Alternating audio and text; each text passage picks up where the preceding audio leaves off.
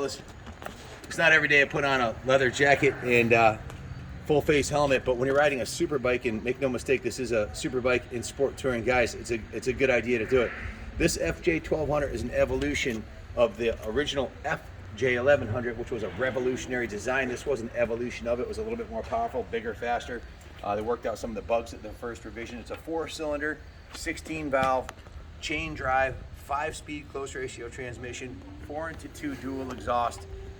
Legendary sport touring bike. There's clubs and cults that swear by these bikes for a lot of good reasons. They're a lot of fun. It's got a big 6.5 gallon gas tank. It gets good fuel mileage, and it's just the seating position, super comfortable. The bars are up where you'd want them. It's got a Lockhart smoked windshield with a little bit taller than the stock one, give you a little bit more protection. Now, I thought the bike was black when we bought it, and we got it out in the sun. It's actually a midnight blue. It's a very, very dark blue that almost appears black, but in the sun it's got like metallic blue in it. And the gold pinstriping on it plays really nicely with the gold rotors and the gold calipers, the braided stainless Goodrich lines, the mag wheels. This has got some really nice extras on it and upgrades. The tires are the Pirelli Sport Demon tires. Those are 90% tread on these Sport Demons. The braided stainless brake lines, the brakes have been gone through with new brake fluid.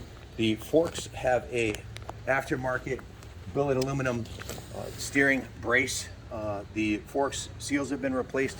The brakes work beautifully. The tires have been done. We just went through it, flushed out the fuel, put fresh. We put 2 gallons of EP and filled it up the rest of the way at the gas station with the best gas that the Manic Mechanic swears by, which is Shell V-Power. 93 octane V-Power. Yep. Yeah, it supposedly puts more horsepower down on the dyno than any other fuel that he's tested on his dyno.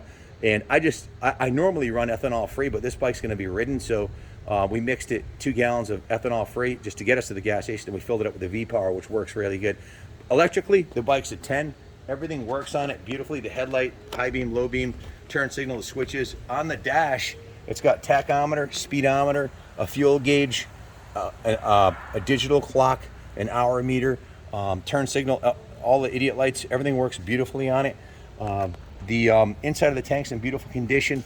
It was purchased by a motorcycle collector friend of mine who had bought this to do some sport touring with his friends, but he's in his late 60s, got some issues with health, and decided to let it go. He's got a collection of CCMs and some other significant bikes that I thought were pretty awesome. You can see the rear Pirelli Sport Demon's got 90+% tread on it. The chain, we just put that chain on it. Tell them about the chain. It's got a really nice brand new gold chain. This is a top of the line EK chain. These are great chains. This is very strong. I mean, this is a top quality bike right here, and so we wanted to put a top quality chain on it. It's a lot of fun to ride. It's very smooth if you're riding 2 up. There's lots of companies that make saddlebag kits for these, and it's pretty much ready to you want to ride this thing cross country or take it on some sporty back roads.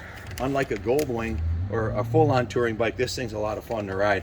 So we went right through it, detailed it, we steam cleaned it, hand washed it, degreased it. They spent a full 8 hours in the detail shop. They cleaned the tires, the sprocket, the seat, the grips. They touched up the frame. The exhaust was polished, the bars, they polished the wheels, the forks, all the body panels were polished and waxed, so it's absolutely freaking spotless. There's not a speck of dirt anywhere on this bike. It's super clean. And then Manic Mechanic went right through it, cleaned out the gas tank, replaced the choke cable, the original choke cable, which is right here. This is a 4 carbureted bike. Is brand new. It has a reserve switch right here. If you're running out of fuel, you hit the reserve switch. It's got some. It's got a little cool stash pocket right here up in the factory. Original fairing. Fairing's in beautiful condition. Has the fairing lowers on it also. The carbs were cleaned. The choke cable was installed. The brakes were gone through. He cleaned and honed the rear brake caliper. Replaced the chain. Test rode it. Everything checked out perfectly. Put a new air filter in it, and she's ready to go. So the detail shop, I also forgot to mention, they repainted the cylinders. So the cylinders, the engine cylinders, the original paint on it had flaked in a couple spots, so that's got a fresh coat of paint. So it looks super fresh. It looks basically brand new. What are your thoughts, Kyle?